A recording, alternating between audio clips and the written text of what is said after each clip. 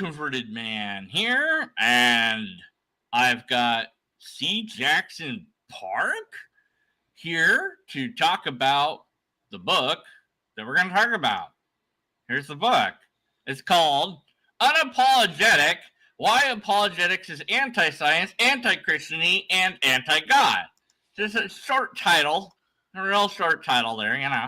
I like short titles like mine, you know. So how's it going there, C. Jackson? By the way, for those who don't know, this is also my brother, and his pen name is, for whatever reason, C. Jackson Park. How are you doing?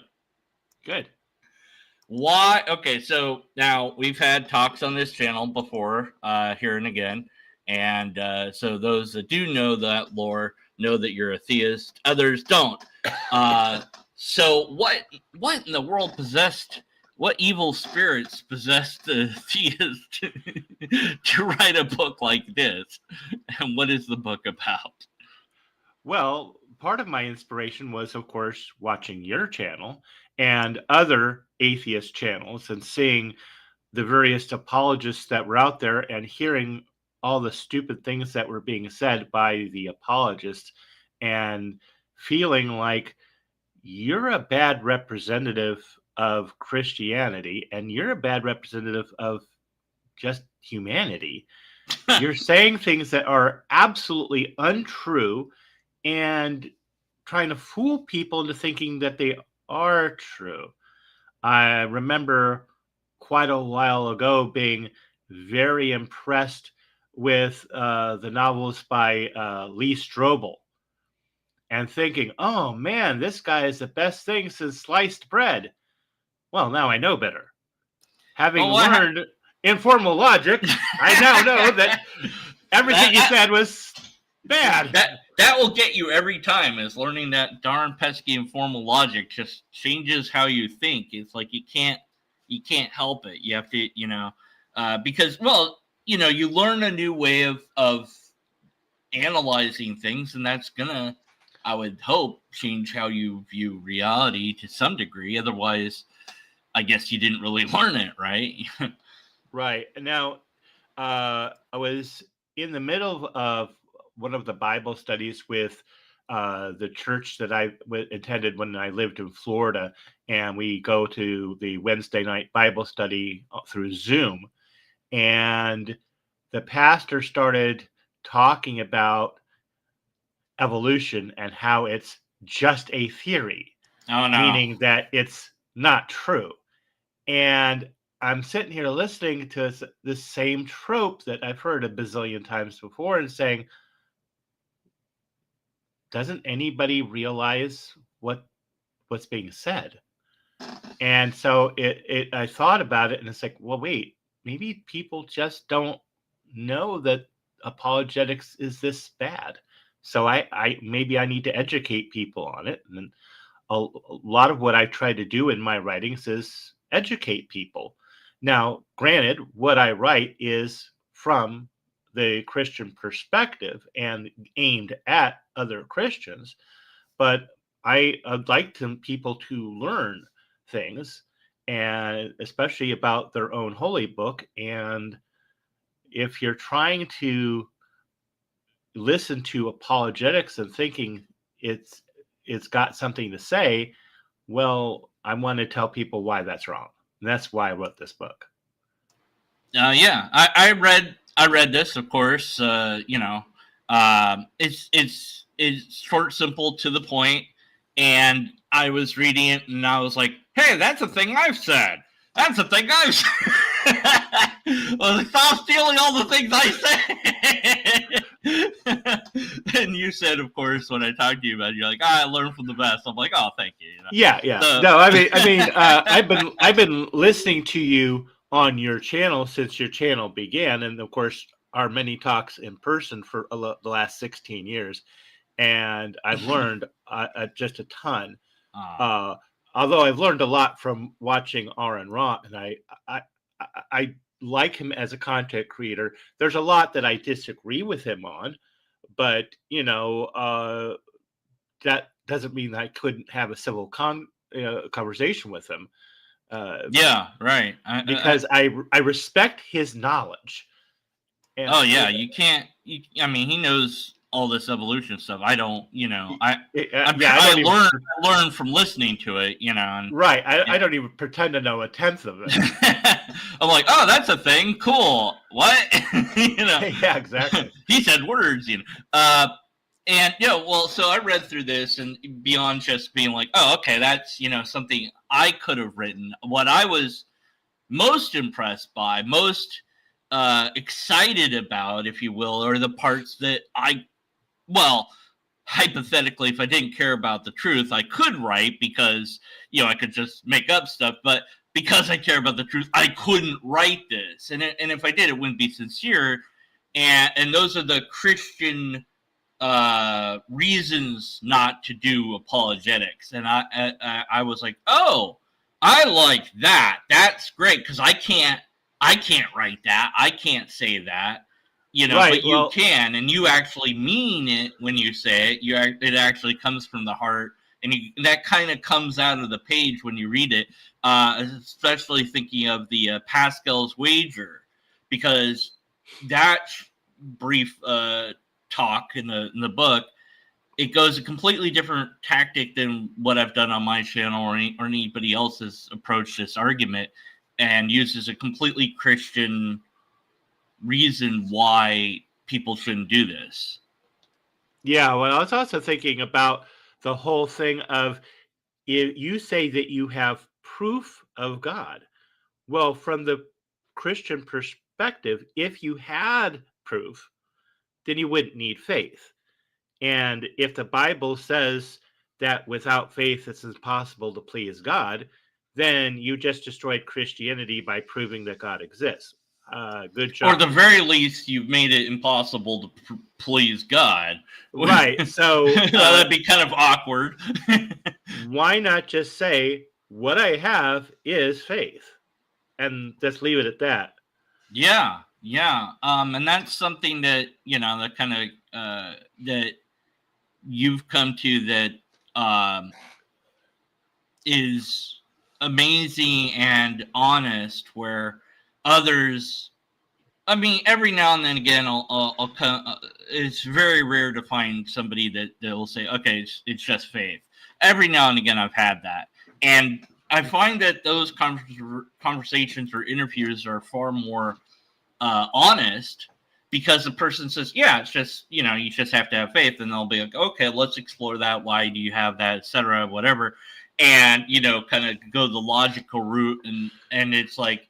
It's not irritating or aggravating like it can be with other the typical apologists. It's like we can actually understand each other, even though I think that like on a logical level, faith doesn't make sense, and it's like, well, it's not supposed to, right? And because you don't have the burden of proof, once you say you just believe something, it's like, okay, there's nothing for me to really interact with there anyways. Right. I actually wrote another book fairly recently about how reason and faith can theoretically go hand in hand.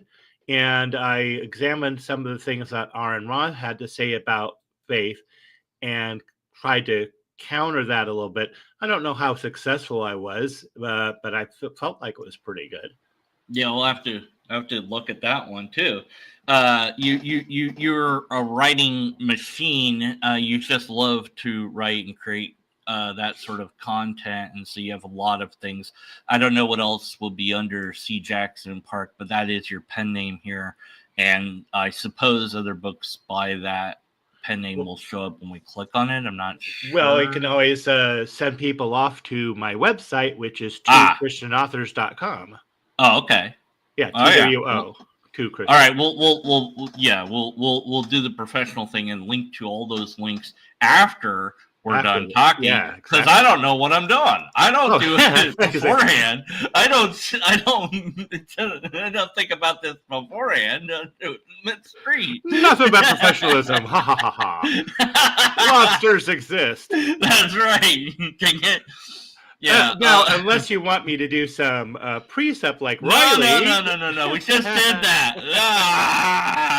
I can't take it. anymore. I just watched that video this morning, and I'm listening to it, and it's like, dude, stop, just stop. No, he keeps going, and it's like, this is warning number 4. I was like, you were a lot more patient with him than some of the commenters would have been, and it's like, Well, why? the minute he did it, I did become kind of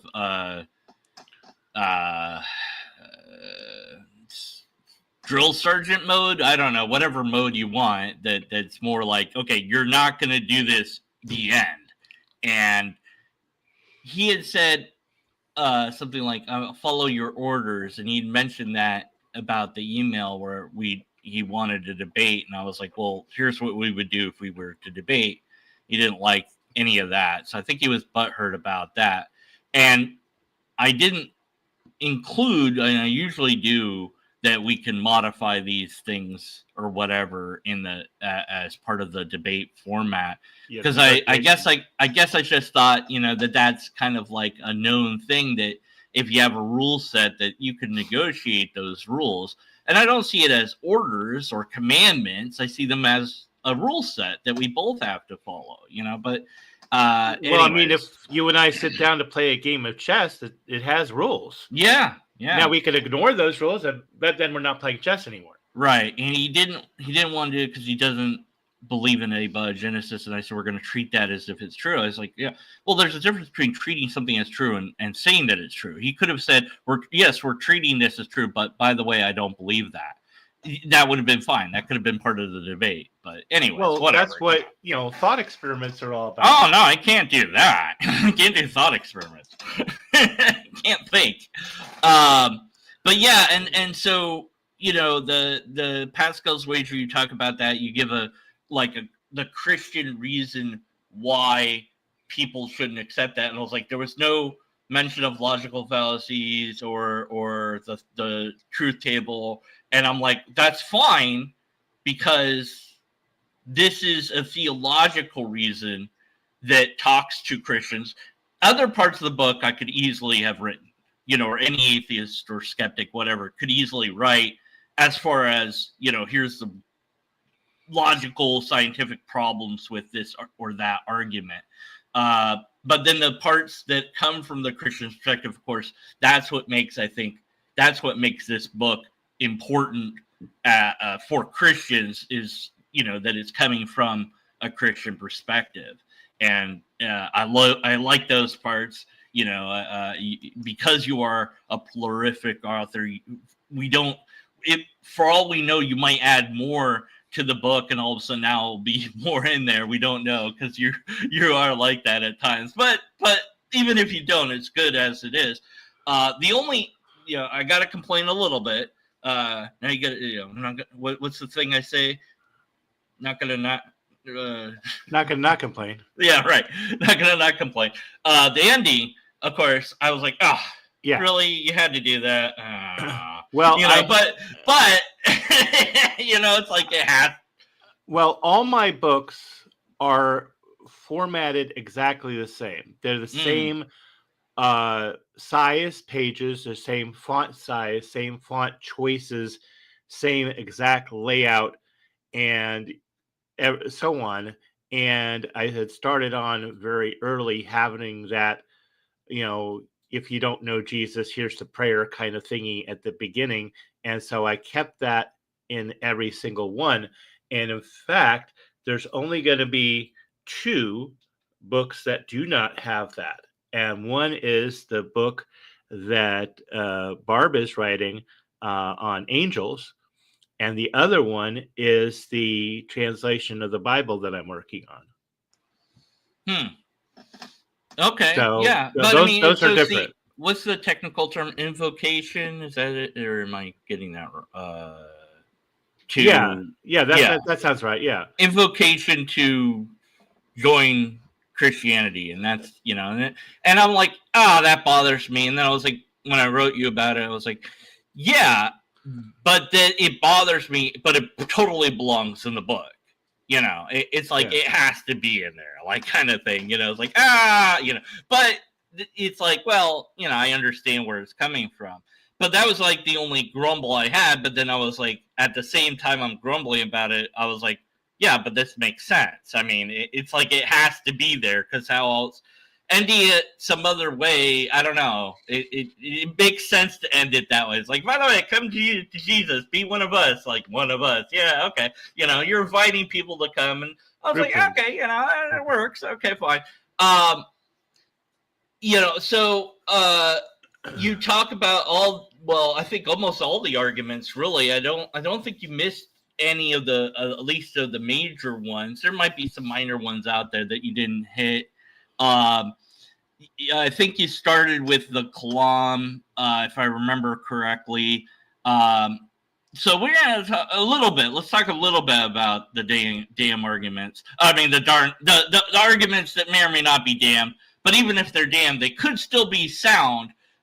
They're not. So we'll talk a little bit about those because you write about them.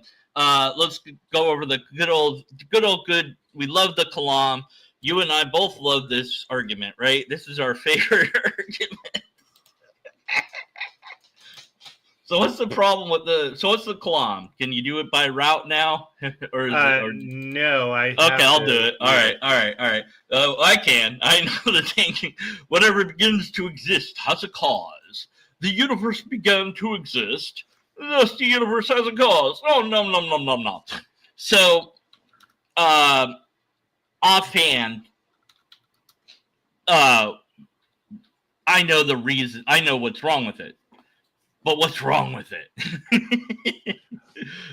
Well, you could rewrite it that as far as we have observed, everything that begins to exist has a cause. Well, wait a minute. What's wrong with the word? Except that even that doesn't necessarily work because in quantum physics, it don't necessarily work that way. Because sometimes you have cause before effect, effect before cause, and an effect with no cause.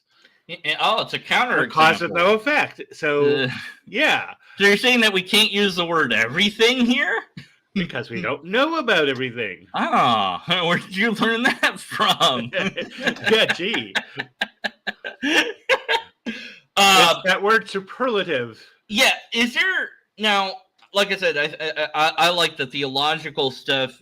Oddly enough, that I would say that but because these aren't things that I could do or write or whatever. So is there like a theological reason, like to not use that argument? I don't know if you thought about that or anything. I was just wondering if, off the top of your head, maybe you could pull something. And if not, we'll pretend I didn't ask that question.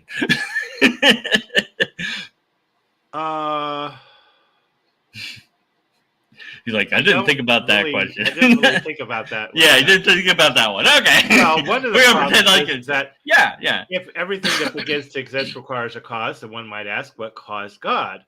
But right, and then you say, well, he doesn't begin to exist, and then you run into, you did mention that, the special pleading, of course, but some would object and say, well, God is special, God is unique, and that might very well be the case, but then your argument has to it has to prepare for that contingency, and the Kalam doesn't. And even if the argument were without logical flaws, it wouldn't prove the God. It wouldn't necessarily prove a God. And then I said that God must be logical in nature. If he could break the laws of logic, then how would he function? And we'd be an incoherent being and could not exist. So the only type of God you think could exist is a logically coherent God. Well, because an incoherent being, although I guess I could conceive of such a thing, therefore it must exist. That whole argument. But it doesn't ring true. Yeah. Because you don't. Well, part of Christianity is that God is trustable or unchanging or predictable, right? And so if you have amorphic, non-logical being, then that's not something you could trust. I mean, humans are not necessarily pure logical. I have a few examples of that. Yeah, So well, part and of sometimes the we, yeah, go ahead. part of the theology is that God is the same yesterday, today, and forever. That if God promised to do X, then God will do X. If he did it yesterday, that means he'll do it today. That's part of the theology of why people believe. Yeah, And if you throw all that out the window, then why do I believe? yeah, and it's Then I like have no reason to believe. with a human, you could trust a human to, X extent, maybe really fully, deeply, whatever. But it's like, well, with this entity, this is something because it's perfectly logical, it won't lie to you like a human could Right. potentially, even though like the likelihood might be, infinitesimally small. It's like, it's not even a possibility in this case because Right. lying is a type of logical error, logical fallacy to some degree. Right, which is yet another thing that the scriptures claim is that God doesn't and can't lie. So if you make an illogical God, now anything's possible, nothing's possible, and okay, well, just why am I going to believe in such a being? Yeah, well, I suppose you would at that point, if you proposed an illogical being as God, you wouldn't be talking about this Christian notion of God, at least not the classical No. notion. You'd be talking about a different God, and it's like, okay, well, maybe Hindu or Zoroastrian or some other religion might be able to do that, but not. You couldn't do it in Christianity and be coherent. I don't think. No, I don't think so either. So yeah, and so this, it doesn't pull the punch, but also it does speak to the Christian using theological terms, using Bible quotes, using things that make sense. And like I said, it's like these are coming from your heart. When I read that, it's like, okay, I can really like feel like this is you that I'm reading. Whereas other parts, I'm like, okay, that was me, or that was my influence at least. But it's not me because I didn't write it. I didn't write anything for you or anything like that. But it's like, oh well, okay, I know where that came from, Right. which is great. It's like a compliment to me. It's kind of weird. One other thing is that I actually have citations. Yes, I was gonna. Yeah, that's right. You actually cite sources for a lot of Further these study. Yeah, further study. Yeah, You so it's mentioned like some books to look at and read and things like that. one thing I generally say, I don't know if I said it in this book, is that don't take my word for it. Yeah, which is on anything. You got to study for yourself, and if you're gonna study the Bible, then do that. But don't just sit there and parrot what you hear from the pulpit, because people are imperfect. Yeah, and you take that seriously. Yeah. Whereas others I've encountered have this real surface level of, biblical idolatry almost, where it's like, this is what the word says. I'm like, well, yeah, now, but if you went into the past, like with the Hebrew, like with the Torah or Old Testament, you get all these other gods that are there that's fine because that's a deeper understanding of this thing that you're trying to pursue. That would be not to speak for you, but I think that would be your perspective. It's like, it's fine to have El and El Shaddam and these different names. They're not necessarily the same God. Maybe they are. I don't know really, because I don't go too deep into that. But you would be okay with that because it's a relationship, right?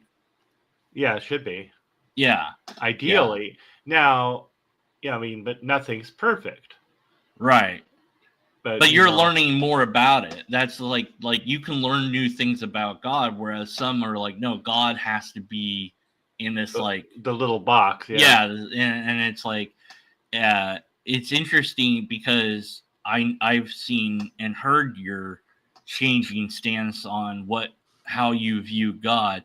And I suppose because we're pesky skeptics and atheists and all that, we just don't believe in God other than as an idea. But even that's something I think in here where you talk a little bit about that.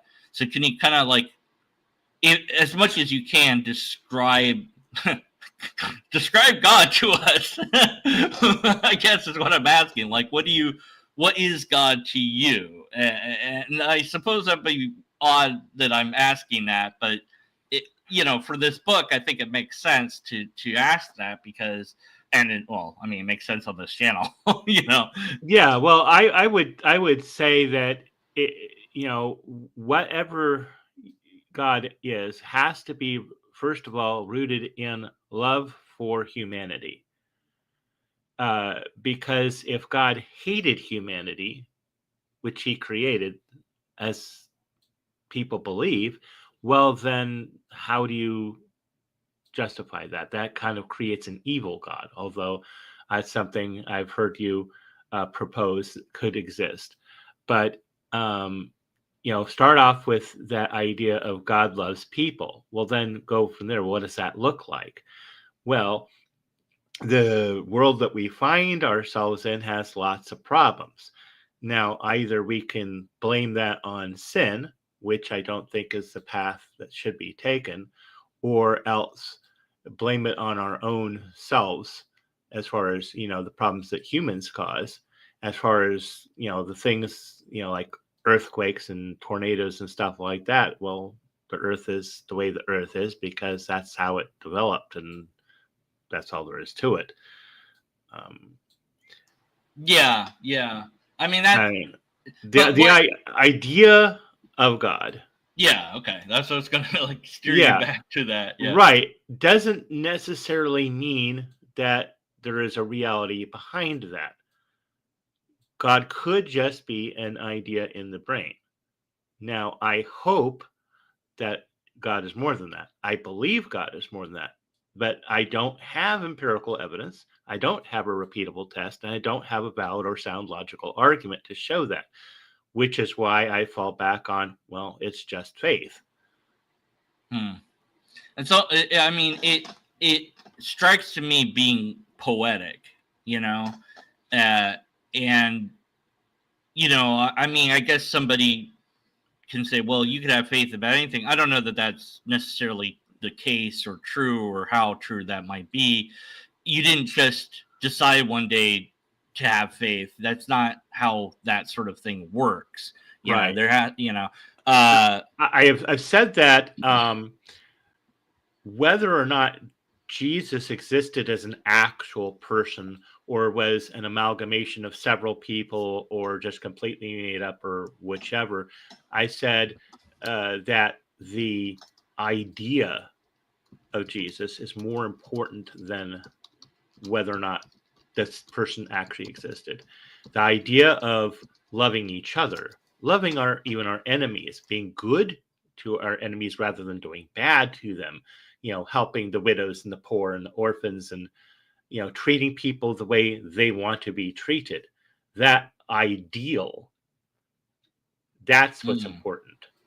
Yeah.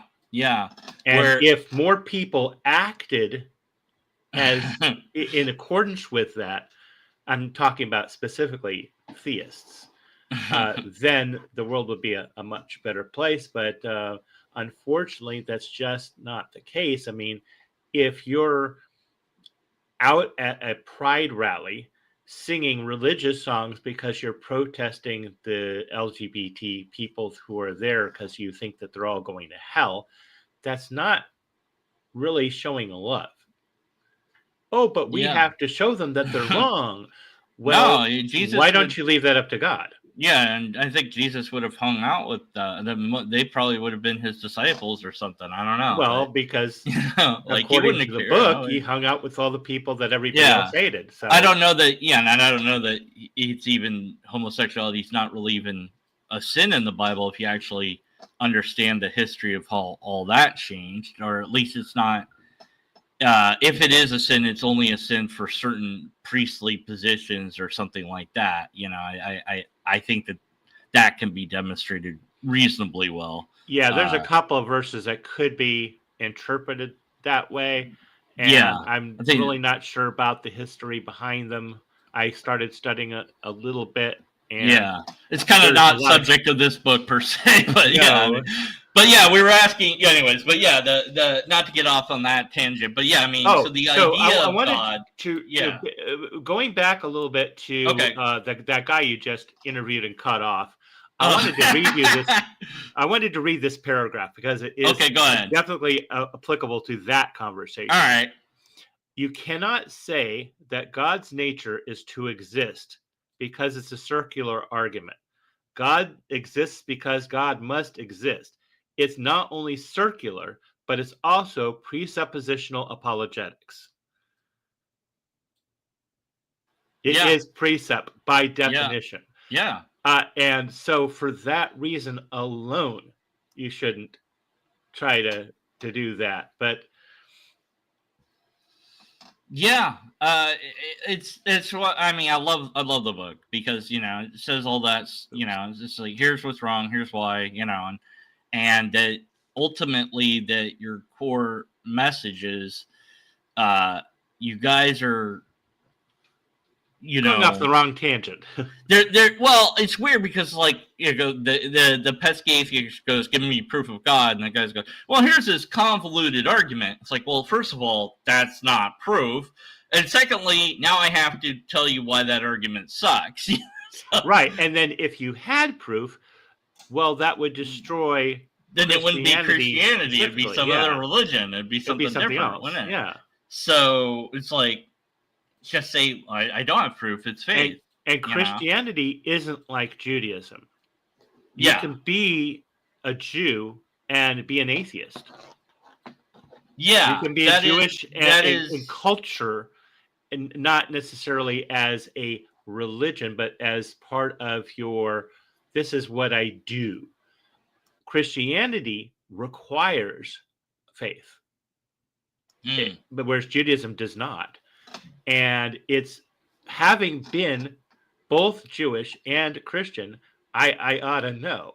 I've talked to Jewish people who were only culturally Jewish and not religiously, and I talked to a couple people who were very religiously Jewish, and there is a very noticeable difference in how they treat Judaism, and but I can't hardly conceive of what a non-religious Christian would look like. Yeah. I guess if you're like a secular follower of Jesus, I suppose you could. maybe, yeah. I mean, I they have suppose you those could. universalist churches. Yeah, I suppose that's something close to it. I don't know. It's hard to really say exactly. I guess you could. It would just you'd have to ignore. Well, you'd have to ignore some bits of the Bible, I suppose. But yeah, that's religion. Sometimes they do that, Yeah. Wow. And I like that God can't is this idea. You believe it's more, but also it's definitely an idea. We both agree to that. It's like obviously yes. Is it more? I don't know. But then again, I know. yeah. Then it's like, well, what does that mean? Like any other idea, could it be more, or is that only applicable to this idea? And then you get into all that sort of thinking, and you're like, okay, my brain hurts. I'm done now. But it is. You said that you've heard these arguments. You're just like, oh, this is bad, and this frustrates you, and they're not representing Christianity well. What does it look like to represent Christianity well? I mean, if somebody's just like, I believe in God, and it's just faith, and that's it, and that would be their video. That would be their one and only video, I guess. I don't know, but yeah, I mean, although you could advocate for treating people the way they want to be treated, and for being loving and being accepting of others as they are, and so on. There's a lot you could advocate for, and therefore I keep wanting to step on the no true Christian fallacy. It is trick. Well, but the Bible does lay out a way to identify Christians by certain virtues. Yeah. So And it's so not. if you're not It's doing you that, could say that there is a list that says this is what you need to do to be Christian, and then when it's not a no truth Christian because it's boiled, it's baked and boiled. I don't know. It's cooked into the theology. It's like, here, this is what you need to have to be Christian. And it's like, oh, I don't have that. I better work on that. it's in the definition. Yeah. Yeah. So it is kind of I think that you can to some extent say that guy's not really a Christian. There's certainly been people that have come onto my channel, or I've gone onto theirs, where they're Christian in name only, and I don't my past self doesn't recognize them as a Christian. You wouldn't recognize them as Christian. I don't think anybody should recognize them as a Christian because they're just a terrible person.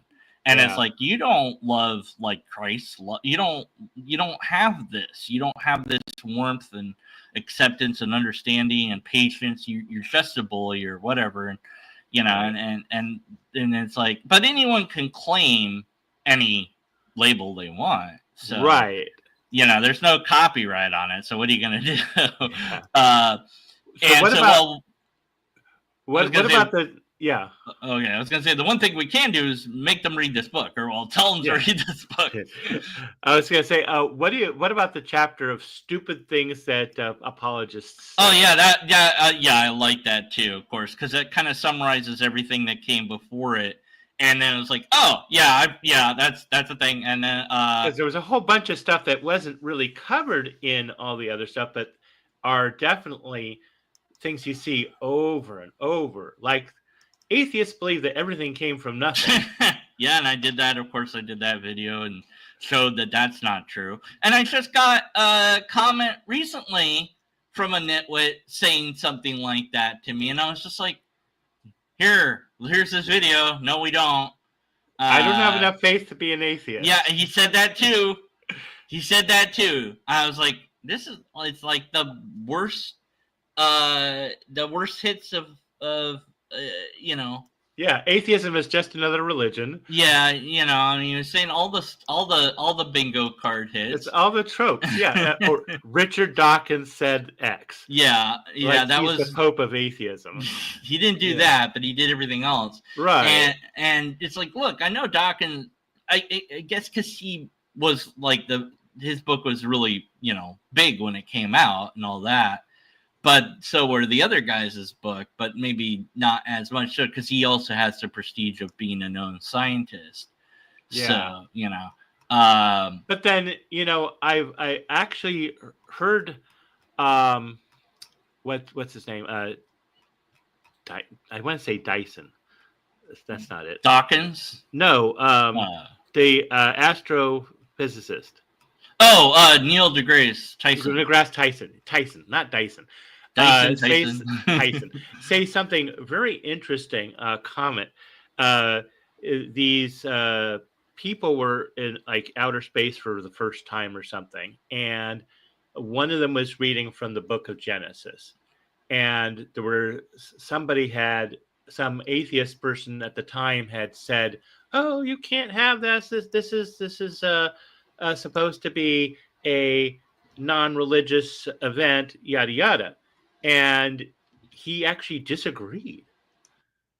And this is a video he's put out in public that no, it was fine because they were expressing their own personal view, and it's like, oh, okay, so he while he disagrees with the subject, he didn't disagree with the sentiment, which I thought was that he could separate those two facets, that this was a big deal.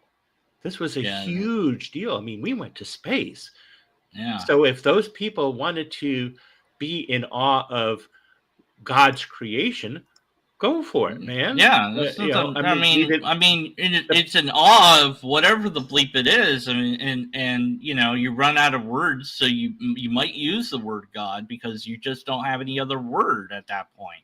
When you're confronted with the beauty of the universe or whatever, and it's like maybe in that moment that's what you felt, but maybe you don't. It's like, oh wait, well I don't even believe in that. It's like, but I don't know. It's just, here's one, of course, deep down atheists know that God exists. I've heard that. I've read that many times. Well, there's that one Bible verse that people love to quote. Yeah, and so you bring up that. I think you bring up that Bible verse, and you explain that doesn't even apply. Where does that happen? I know you did it, but now I can't find. But it's in there somewhere. Whatever. Only professionalism here. But yeah, as you all can see. Okay, so what I said was that even if someone interprets this verse to mean what they're trying to say, it doesn't magically make unbelievers into secret theists. Oh, here it is. I couldn't find it because it was too zoomed in. Yeah. Yeah. So, and it's also self-defeating because if atheists really did know that God exists, then what would be the point of apologetics? Yeah. It doesn't magically make unbelievers into secret theists. Yeah. So, stuff like that where I couldn't write something like that because it wouldn't ring true. And I wouldn't quote the Bible because I'd be like, whatever, I don't care. Yeah. So it's like we need this book for Christians. It's in a way.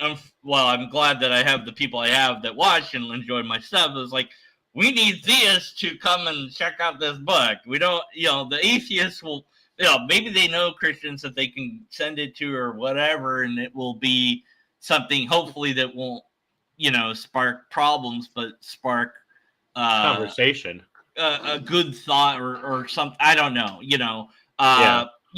We're not deluding ourselves thinking that we're going to make this a #1 seller or anything like that. But it'd be nice to have it sold a few times and get into the hands of people that need it, which are the Christians and those that want to do, or maybe they're thinking about doing apologetics or whatever. And I suppose you have a different view, like your version of apologetics. I think we kind of covered that a little bit. It would look very different in that you would say, have faith and, love people, treat all these sort of, focus on the positive characteristics of the theology and endorse those ideas. And at the same time, decry the negative things that the Bible did and still does promote, like viewing women as second-class citizens or advocating for slavery or genocide. Say, no, we stand against that here and now. That sort of thing. Yeah. And you're going to face those difficult conversations as if you did apologetics or try to do a version that was more less about arguments and more about just pure theology. And I don't know that I've ever seen that done, but it would be interesting because they could get, hey, here's the Hebrew and here's what that means, blah, blah, blah, and all this like stuff that you, oddly enough, sometimes only learn from atheists. It's like, what? It should be, it doesn't make sense. It's not, but, it's weird. One of the things I said towards the end of the book, I think is really important, that apologists can be charismatic, entertaining, and even teach you things you didn't know before. But if they're actively giving you false information, then are they truly serving God or are they merely serving themselves? And I think that thought really needs to be in every person who is out there, because every time you turn around, there's somebody with a video, and here's this great argument I just discovered, and it's the same old argument as before. And fine they didn't tuning, blah blah. You know, it's like, look it up to see that, oh no, it's been debunked. well, the eye is so complicated. Right. It can't, you know, it's like, Irreducibly oh no, complex. yeah, it's That's irreducible. Michael No, Bay. Michael Bay at his best. Yeah. it's not, you know, and it's like, come on, guys, and you know that one guy, you know, I didn't like abiogenesis. Like, well, if there's a God, it used abiogenesis, and I thought of it after, which I was kicking myself. I was like, oh, I could have said that. Oh, that would have been great. Where, oh, the Bible has Adam being made from dirt. Well, what's dirt got in it? Chemicals. So there you go. I mean, it's right there. It says it's, it's not alive. So you're getting life from non-life. So this whole saying of you can't get life from non-life is false there too. So, well, there's actually a verse that you could interpret as being evolution, because it says, "Let the earth bring forth life." Yeah. Okay. Yeah. Sure. It's you know. I mean, so it depends how you want to read it. Yeah, it does, and so I think that these things come from that biblical idolatry rather than any actual scientific motivated person. That, because if anyone looks into any of this stuff, they'll find, you know, support for it. Maybe abiogenesis is difficult to understand. I certainly have looked at the papers and been like, yeah, there's words in them papers that I don't know, you know, but I'm like, okay, I get it enough to understand that, you know, it's like, yes, we are made from chemicals, and how that happened or worked. And I suppose one could say God tinkered with that, or there's no, I mean, there wouldn't be evidence of that, because if God wanted evidence, then we'd have evidence, and we don't. So, you know, it seems like that's just apparent. Okay, so Unapologetic, the long name, and you know what I did? I closed the window because oh no, I didn't. I lied. I didn't close the window. I thought I was stupid, but I wasn't. I'm gonna pretend like I knew what I was doing. Okay. any final?